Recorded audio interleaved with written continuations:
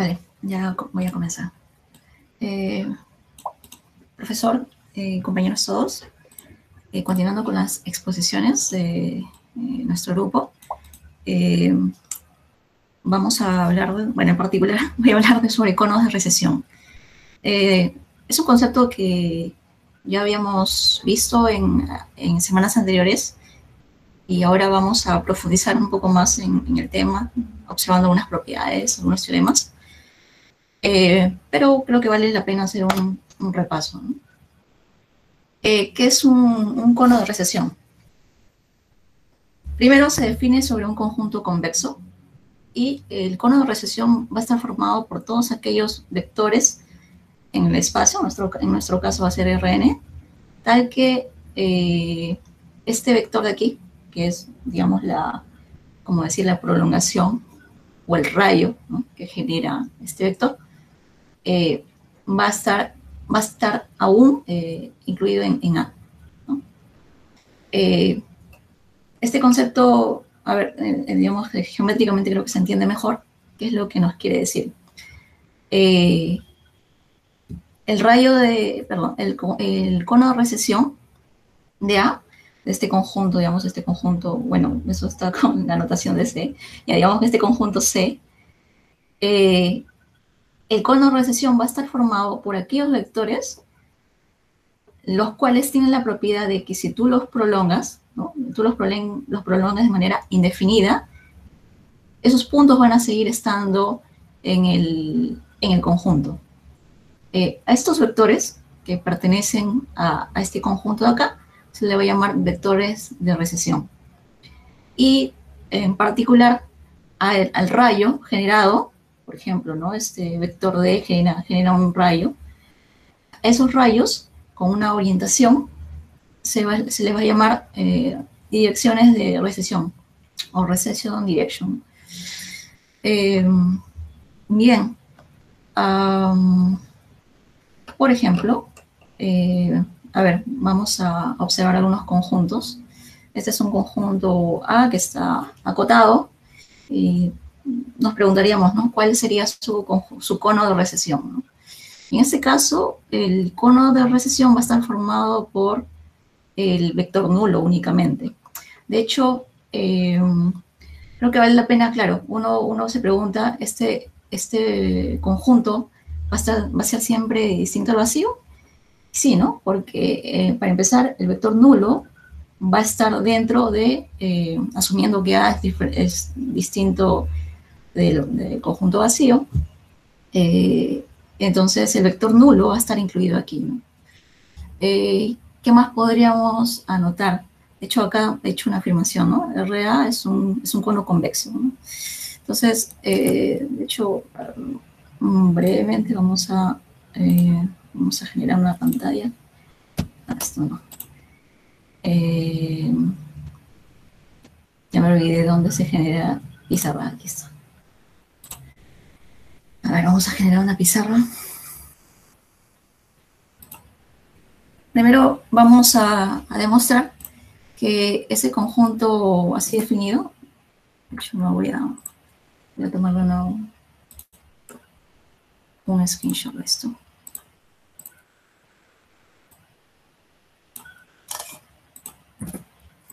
Es un conjunto, es un cono convexo, ¿no? Entonces lo primero es que hay que ver que sea un cono, ¿no? Entonces vamos a ver que RA es cono.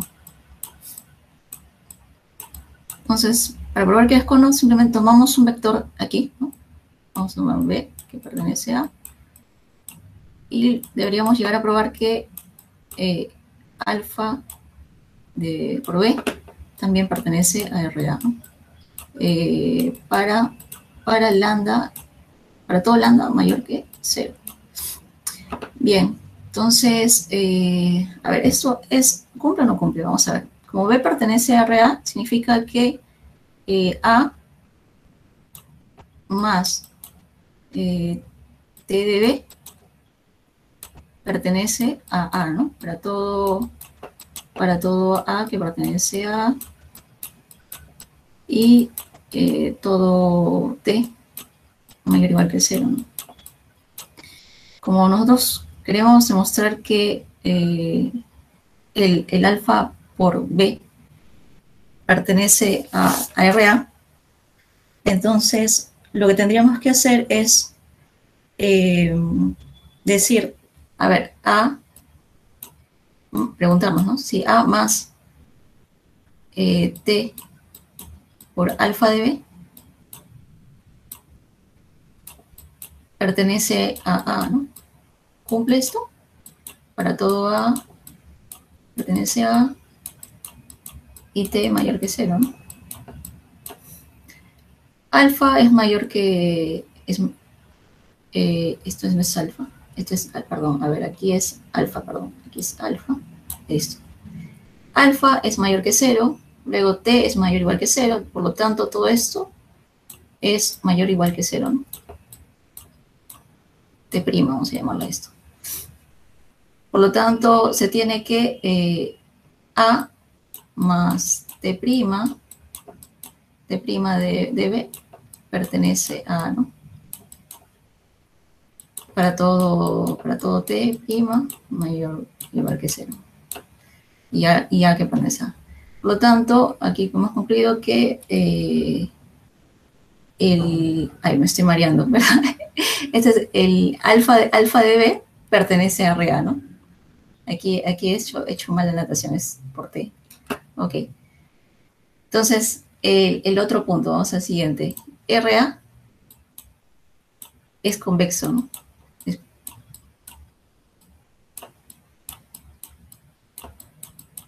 Ya. Entonces, lo primero que tendríamos que ver es, vamos a tomar dos vectores, ¿no? U, B, que pertenece a RA. Y deberíamos llegar a probar que el lambda por U más U menos lambda de B, esto debe pertenecer a R de A con lambda que pertenece a intervalo 0,1, ¿verdad? Ya. Tenemos como dato que U pertenece a RA, entonces debería cumplir que el A más T de U pertenece a A para todo A que pertenece a A y para todo T mayor o igual que 0, ¿no? Y lo mismo para el caso de B, ¿no? Debería cumplir también. A más T de B pertenece a para todo A pertenece a y T mayor o igual que 0. Listo. Entonces, lo que nosotros queremos demostrar es que si nosotros hacemos lambda, queremos demostrar que en sí A más un T, ¿no?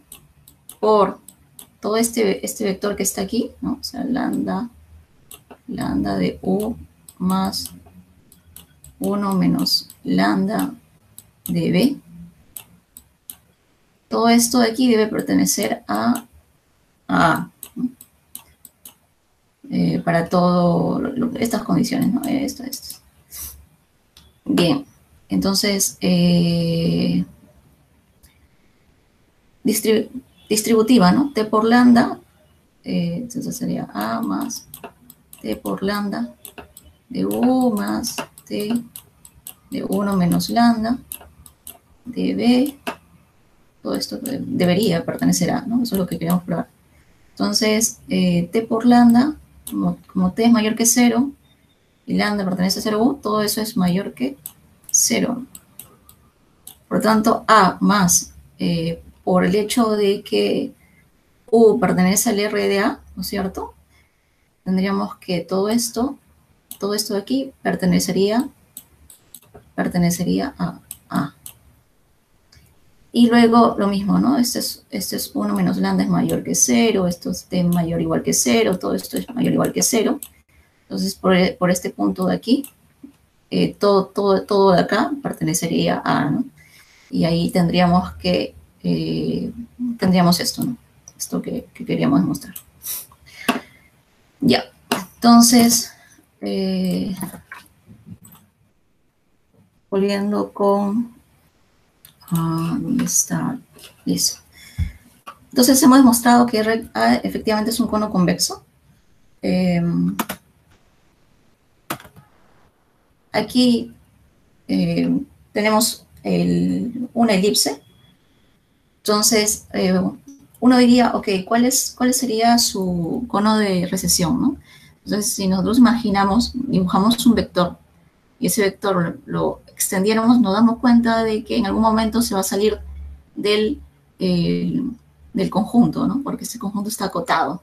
Y por ahí nos puede saltar una intuición o una conjetura de decir, pues todos los conjuntos acotados van a tener como cono de recesión un conjunto formado únicamente por el vector nulo, ¿no? Porque no hay forma de dibujar o poner un vector sin que se salga, ¿no? Evidentemente se va a terminar saliendo, ¿no? Esa es una intuición que podemos tener desde ahora y de hecho que más adelante lo vamos a demostrar. De hecho, hay un resultado más fuerte, ¿no? Que todo, si el cono de recesión está formado únicamente por el vector nulo, significa de que el conjunto es acotado.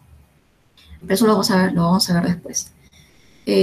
Aquí tenemos una parábola, igual, ¿no? Entonces nosotros nos podemos dar cuenta de que bueno, acá está el A que pertenece a este conjunto, y el C sería un vector de recesión para este conjunto A. Y el conjunto de estos dos puntitos, por supuesto, que formaría parte del cono de recesión. Ahora, uno diría, ok, todo este rayo es el cono de recesión. Y si nosotros, digamos, moviéramos, si quisiéramos forzar otro vector, nos daríamos cuenta de que al tratar de trazar otro vector, bueno, esto geométricamente nomás, todavía no estamos analizando nada, terminaríamos saliendo, ¿no? Por eso es que decimos aquí el cono de recesión está formado únicamente por este conjunto de puntos que forman un rayo, y este rayo, ya como había dicho antes, es la dirección de recesión. Es una dirección, porque hay conjuntos que tienen más direcciones, como este es el caso de aquí, ¿no? Tenemos una de las ramas de una hipérbola y igual, creo que es más útil dibujar. A ver, esto aquí, a ver, ajá. A ver, entonces creo que aquí sí puedo dibujar. Entonces tenemos acá una hipérbola. Entonces, el conjunto de vectores, bueno, entonces, si nosotros aquí trazamos un vector que se va hacia allá, nos damos cuenta, bueno, no lo tracé muy bien, pero aquí el conjunto o el cono de recesión está formado por estos vectores, y por estos rayos en realidad. Pues esto se extiende de manera indefinida. Estaría formado justamente por esto, ¿no? O sea, de tal manera que trazar los vectores de tal manera que nunca se salgan del conjunto, ¿no? Esa es la idea, digamos, geométrica. Vamos a pasar a la siguiente. Ok, acá tenemos una nueva propiedad que establece de que en un conjunto convexo cerrado, el RC, o sea, el cono de recesión de un conjunto convexo cerrado, es también un convexo cerrado. A ver, vamos a hacer eso. Ya, decimos que el cono de recesión de un convexo cerrado es un cerrado también. Ya. Queremos probar que RC es cerrado, ¿verdad? Si es que C es cerrado, ¿no? Ok. Vamos a usar una caracterización de los conjuntos cerrados que dice que toda sucesión convergente converge a un punto dentro del conjunto, ¿no? Esa es la caracterización de los cerrados. Entonces, vamos a tomar pues una sucesión, ¿no? Entonces, sea vamos a tomar B sub n, que va a estar incluido en C, y además que el B sub n tienda a un B. Ya. Ok. Ya, esto creo que no me sirve. Voy a empezar por otro approach. Es de frente. Vamos a tomar el RC. Más bien. Vamos a tomar una sucesión más bien que esté en RC, porque queremos probar que RC es cerrado. Entonces, o tal que el B de n tienda a un B. Y ahora sí, lo que yo quiero probar es que ese B justamente está en RC, ¿no? Ya, eso es lo que quiero probar. Bien, entonces como los B sub n están en RC, quiere decir que son vectores de recesión, entonces cumple que A más T por B de n pertenecen a C, tal que ya todo eso, ¿no? Todo el tralala, que A pertenece a C y que T es mayor igual que 0. De hecho, acá una nota curiosa, es un teorema, de hecho.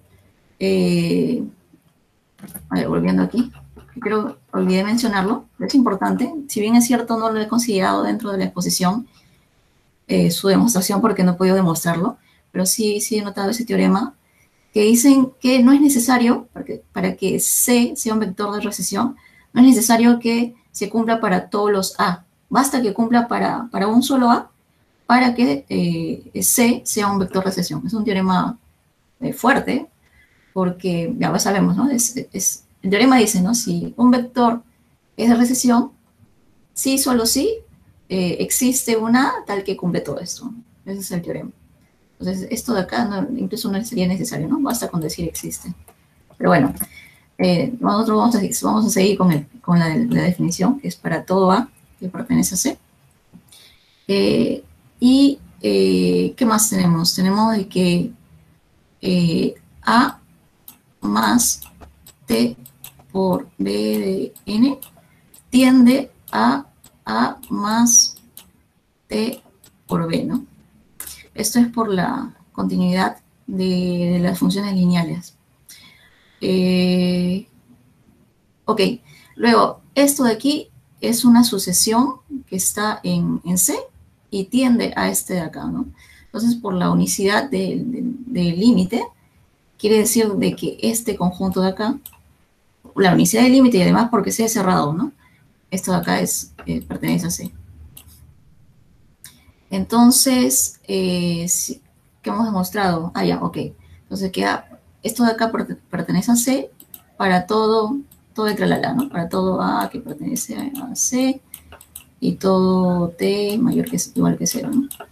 Y con esto último, entonces hemos concluido de que B va a pertenecer a R de C. Ya. ¿Qué más tenemos? Bien. Antes de mencionar la proposición que sigue, vamos a hacer un repaso también, porque esa proposición también ya ha sido, creo que la expuso Alex, si no me equivoco. ¿Qué es lo que dice esta proposición? Se tiene un conjunto convexo, no vacío, para cada conificación de A, la intersección de C con el semiespacio abierto es el cono convexo más pequeño que contiene a por 1. Y esto lo define, cumple esto. La intersección de C, por otro lado, la intersección de C con el hiperplano horizontal X por 0 es un cono convexo contenido en el cono de recesión. Ya, ok. ¿Qué es lo que nos está diciendo todo esto? Nosotros lo vamos a aterrizar en R2 nada más. Entonces tenemos, llamamos el espacio X, y esto de aquí, eso es el R más, todo esto acá. Luego, aquí aquí está el origen, obviamente. Y vamos a acá a delimitar un conjunto convexo. Vamos a llamar A. Okay. Bueno, este es el A por 0, ¿no? Finalmente. Y por aquí vamos a delimitar. A ver, vamos a delimitar el. Ha salido un poco chueco, pero entiéndase que esto es un segmento, ¿no? Es una ruta. Entonces, aquí está el A, 0 y aquí está el A, 1, ¿no? Este puntito de acá.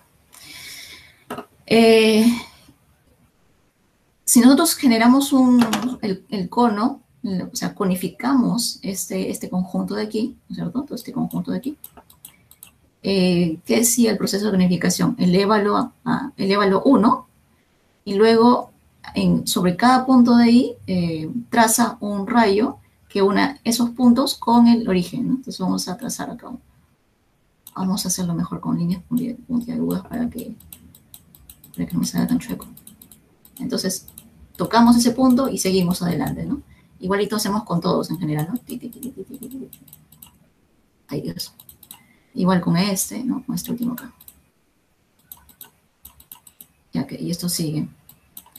Bien, entonces este cono que se ha formado vendría a ser el cono, la conificación de A, ¿no?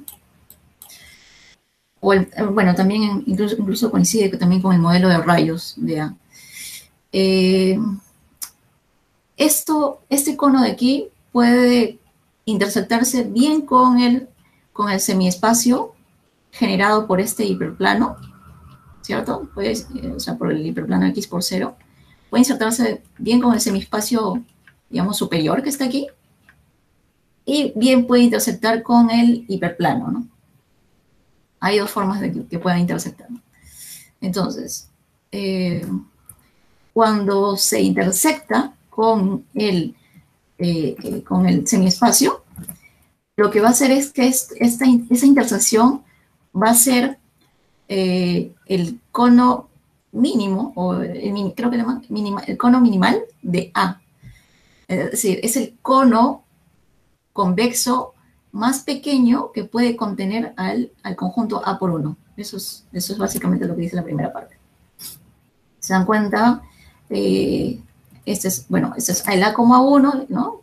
Y todos estos puntitos de acá son justamente, ¿no? Los P por A,1 con P mayor que 0, ¿no? ¿No? Todo lo que en realidad es lo que dicen, ¿no? Todo esto acá es todos estos puntitos que están formados acá. Luego, el otro modo de intersectar es C con el cono con el hiperplano horizontal. Y eso es un cono, eso va a dar lugar a un cono convexo contenido en este de acá. O sea, eso, si lo insertamos con esto, va a dar lugar a un cono convexo que va a estar incluido, bueno, en este conjunto, ¿no? A esto de acá le dan un nombre bien particular, como ya lo había dicho, es el cono minimal de A. Y el cono maximal va a ser la unión de esto con este cono, el cono de recesión. El cono de recesión intersectado con ese hiperplano. Nosotros, como pueden darse cuenta, hemos encontrado una forma de caracterizar el cono minimal, y para el cono maximal habría que ver quién es esto, ¿no? Y justamente pistas de quién es esto nos va a dar, no todavía sabemos en verdad por definición cómo es esto, pero el punto es cómo lo caracterizamos vía intersecciones, ¿no? Y justamente pistas acerca de ello nos va a dar la siguiente proposición, ¿no? Por cada conjunto convexo cerrado no vacío, el cono convexo, ahí está, de lo que hablábamos, RA por 0, es la intersección de, esta es la intersección de la clausura de la envoltura convexa de A por 1. Es la intersección de eso con el hiperplano horizontal, con este hiperplano, ¿no? El X por 0. A ver, mira esto, ¿cómo se puede interpretar? Nosotros tenemos, bueno, en este caso han dicho que A esté conformado por el R más, ¿no? No, bueno, si no incluye el 0, creo que es el R más más. Entonces, A es el R más más. Conificará significaría, bueno, lo elevamos, entonces trazamos, ¿no?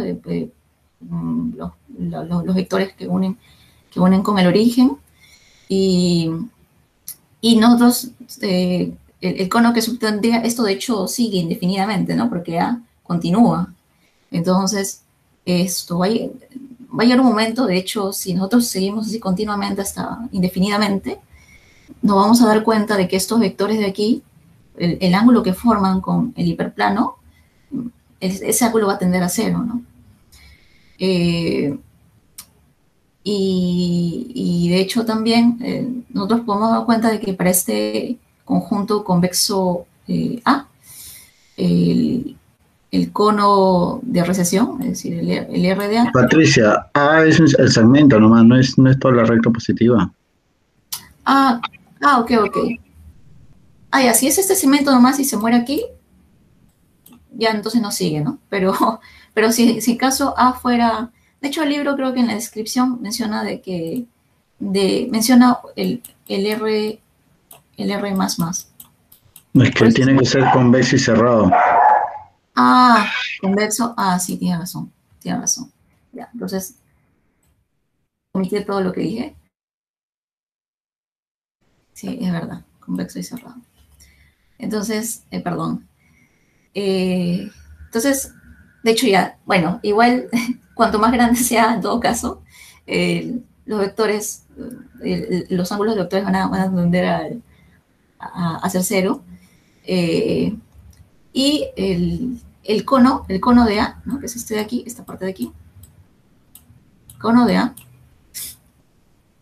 el cono, me estaba perdiendo, creo que estuve dando vueltas mucho, pero en general, a ver, lo que dice básicamente esta proposición es que la clausura de la envoltura convexa de este conjunto de acá,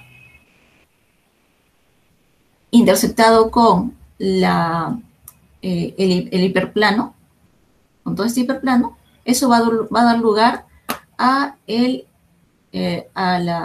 cono de recesión de A, ¿no? Es una forma de caracterizar el R de A. El RDA obviamente intersectado con el hiperplano, ¿no? En este caso. Ya. De hecho, de esto va a hablar más Axel. En todo caso, yo me puse a buscar un poco más del tema del cono de recesión. Y, a ver,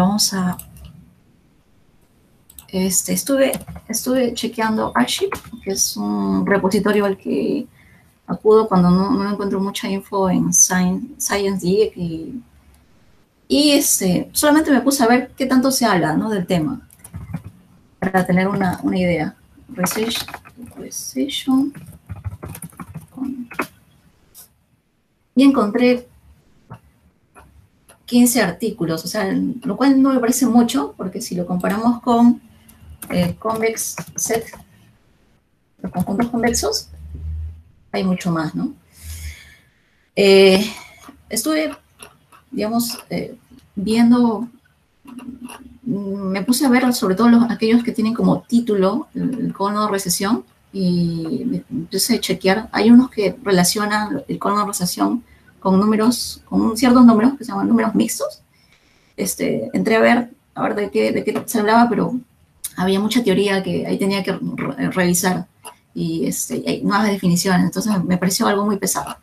Mi segunda opción fue irme a Alicia, perdón, y que es la de Concitec, ¿no? El repo abierto de Concitec.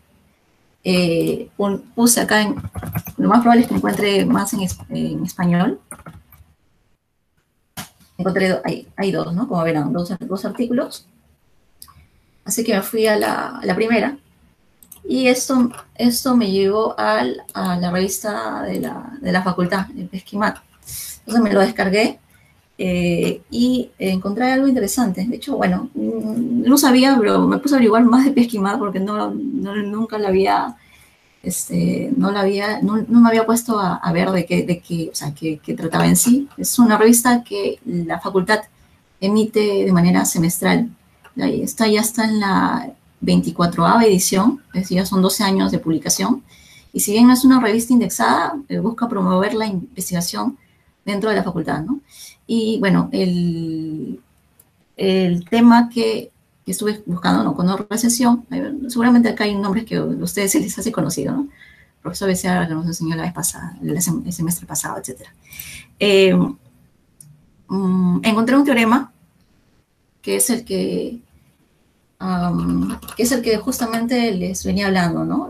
Nosotros podíamos intuir que cuando los conjuntos son acotados, pues el único vector de recesión es el nulo, ¿no?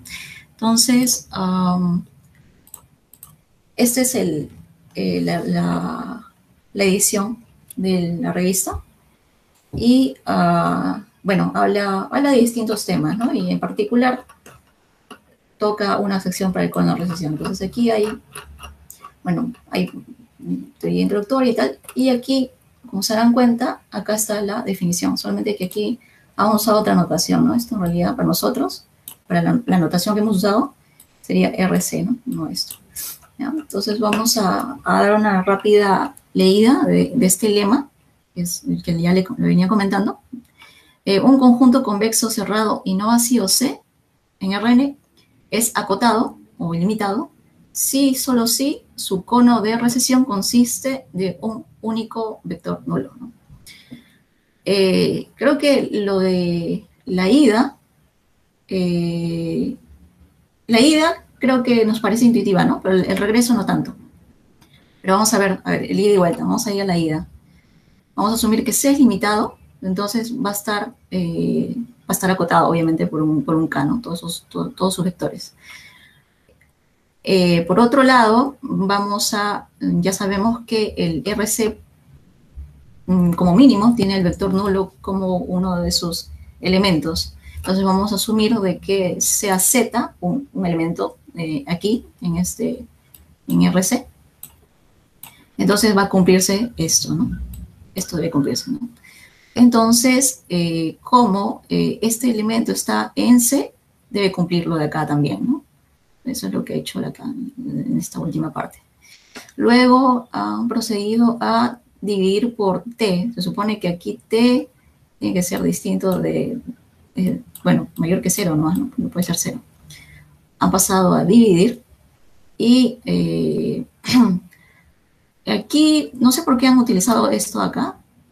Eso sí, no le encontré mucho sentido, pero sí le encontré sentido el hecho de que si T lo hacemos tender al infinito, como C es vamos a tomarlo como un vector arbitrario, pero fijo. Entonces, todo esto de acá, todo esto de aquí, se va a ir hacia el vector nulo, ¿no? Y todo esto de acá, como K es un número, entonces T tiene al infinito, todo esto de acá va a ir a 0, ¿no? Entonces, finalmente lo que tendríamos es un módulo de Z, o sea, obviamente cuando T tiende al infinito, que es menor o igual que 0, ¿no? Y bueno, por lo tanto, de aquí se tendría que Z es, bueno, el módulo de Z es 0 y Z sería el vector nulo. Por eso no sé por qué construyeron todo esto. Ya, ok. Con esto, ¿sí? Sí, está bien, correcto, Patricia. Ok. Luego, ya hemos probado de que si tenemos un conjunto limitado, su único vector de recesión es el nulo, ¿no? Eso es, digamos, que la intuición más obvia. Ahora vamos por la no tan obvia, el regreso, ¿no? Vamos a suponer que el C es no acotado, ¿no? Es ilimitado, ¿no? Entonces, para llegar a una contradicción, lo que vamos a hacer es vamos a llegar a esta parte, ¿no? Vamos a llegar a que existe a un vector diferente del nulo, tal que ese vector es un vector de recesión. Eso es la contradicción a la que queremos llegar. Entonces vamos a ver. Como C es ilimitado o no acotado, existe una sucesión tal que cumple esto. Ok, esto aquí sale por el hecho de contradecir esta definición, ¿no?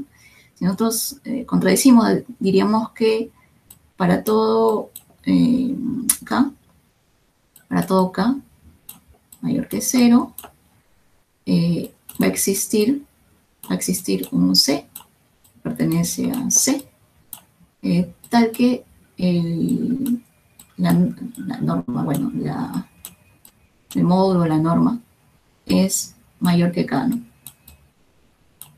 Entonces, como es para todo K, entonces aquí convenientemente vamos a ir, podemos decir que K sub 1, por ejemplo, ¿no? Que es igual a 1 más módulo de C. Y teniendo C como un vector arbitrario, pero fijo.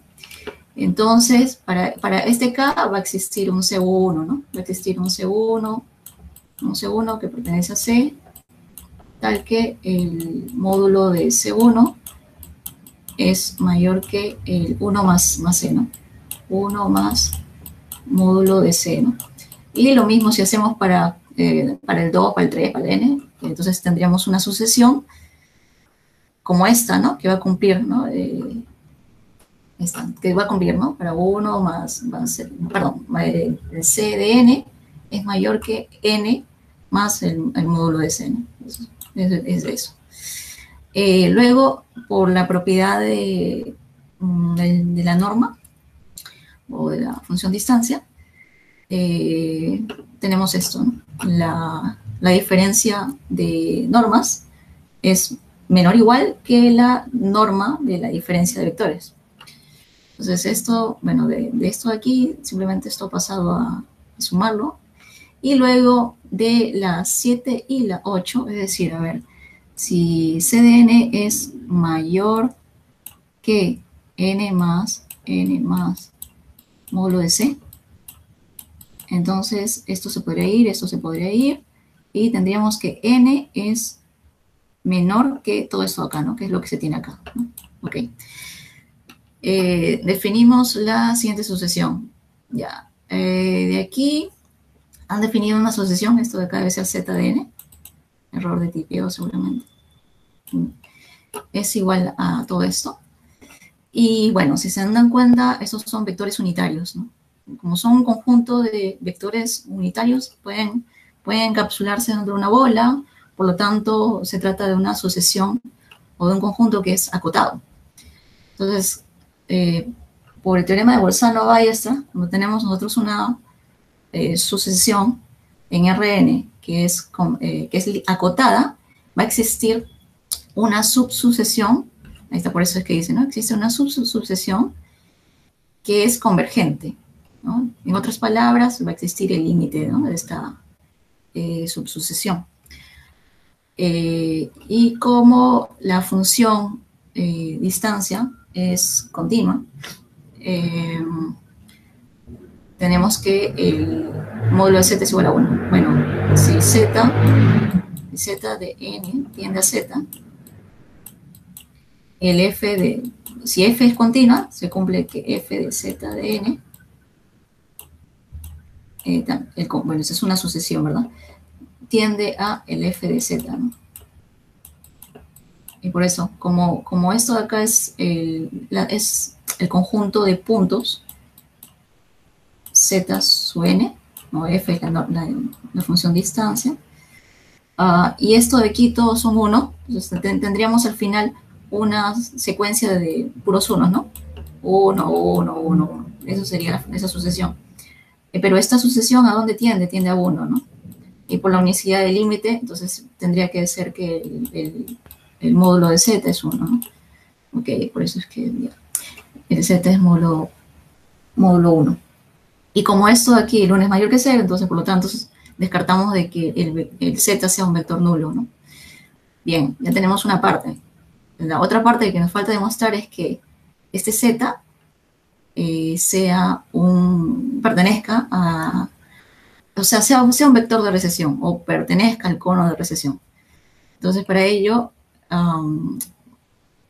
vamos a tomar C y CNK es una subsucesión de esta de acá que ya habíamos tomado. ¿Dónde habíamos tomado? Ahí está, esta de acá. Como estos están en C, entonces, si C además convexo, ¿no? Cumple esto, ¿no? Por definición de convexidad. Luego, esto está bien escrito, creo que acá se han equivocado también. Esto es C, esto es C. Sí, no tendría sentido, ok. Entonces, aquí esto es álgebra, ¿no? Despejan distributiva. Se tendría esto, ok. Y luego, volviendo a esta parte de acá, ¿no? De aquí se tiene que Z de... No, lo vamos a escribir acá mejor. Z de N sub K es igual a C N sub K menos C entre el módulo de C N sub K menos C. Entonces, nosotros queremos obtener... ¿qué queremos obtener? Ya. Queremos obtener el CN de K menos C. Entonces, lo pasamos al otro lado. Por eso es que se traduce en esto, ¿no? Por lambda. Ok, eso está bien. Luego, lo que vamos a hacer es dividirlo por T, obviamente, con la condición de que T sea mayor que 0. Bueno, al dividirlo por T y multiplicarlo, en realidad no ha pasado nada. El objetivo que ahora que se quiere es que me quiero deshacer de los términos molestos, que sería toda esta acá, ¿no? Esta parte de acá. Me querría deshacer de eso de ahí. Y para ello vamos a definir una sucesión que va a ser justamente la inversa, ¿no? De eso.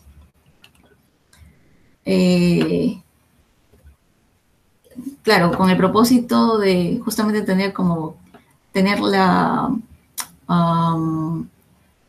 tener que un C más T por su ZN nomás. Ese es nuestro objetivo. Entonces vamos a definir una sucesión que es la inversa de esto de acá. Y lo que podemos notar aquí es que, para empezar, el lambda de n sub k es mayor que 0. Ok, t es mayor, no es 0, para empezar. Y aquí debe haber una restricción, ¿no? Que Cn de k no debe ser igual a c, para que sea mayor que 0. Luego, el límite de esto tiende a 0. Ok, cuando k tiende al infinito. A ver, ¿de dónde lo sacan esto? Esto viene de... creo que viene de acá. Claro, todo esto de aquí, cuando n sub k, bueno, en este caso, ¿no? N sub k se va al infinito, esto también se va al infinito, ¿no? Se hace muy grande. Entonces, esto al hacerse muy grande, todo esto se hace muy chiquito. Por eso es que esto de acá se va a 0. Ya. Comparación. Y bueno, por definición, del límite, ¿okay? Va a existir un épsilon, claro, para todos épsilon, ¿no? Existe un eso 0, tal que lambda nk menos 0, ¿no? Por lo menos el límite es menor que 1. ¿no? Entonces, de esto de aquí tendríamos que, para empezar, como lambda de n sub k es mayor que 0, y esto nos da el hecho de que es menor que 1, ¿no? Cumpliéndose esto, obviamente, podemos particularizar esto, ¿no? ¿En dónde? En 9, aquí, claro. Lo que han hecho es, en vez de poner lambda, han puesto el lambda n sub k. Entonces, como lambda n sub k está dentro de 0,1, cumple, ¿no? Entonces, por 9 sale esto. ¿Ok? Y luego justo ahí empieza la cancelación, que era a lo que queríamos llegar, ¿no? Y nos quedaríamos solamente con C más T por sub N, K, pertenece a C. Ahora, tomamos el límite, cuando k tiende al infinito. A ver, cuando el k tiende al infinito, el zn sub k, creo que el límite lo habíamos definido por algún lado, ahí está, tiende a z, ¿no? Entonces quiere decir, otra vez, ¿no? Por la continuidad de las funciones lineales, sería que todo esto de aquí tendería a c más t sub z, ¿no? Y como c es cerrado, quiere decir que eso de aquí pertenece a c. Y con eso, bueno, para todo t, y justamente habríamos llegado a lo que queríamos, ¿no? Que habríamos llegado a que z pertenece al R de C. Como z es distinto del vector nulo, llegamos a una contradicción, ¿no? Y bueno, que era a lo que queríamos llegar. Sí, eso sería todo. Voy a pasar, dar pase a Axel para que retome um, justo esta parte del teorema, ¿no? Patricia, ¿y los ejemplos? Ah, los ejemplos que están en el libro no los llegué a comprender. Y por eso es que no los he hecho. Ya. Ok, continúa Axel. A ver, vamos. Ok, ya me toca. Sí, sí. Ok. Déjame un ratito para dejar de compartir pantalla. Estoy buscando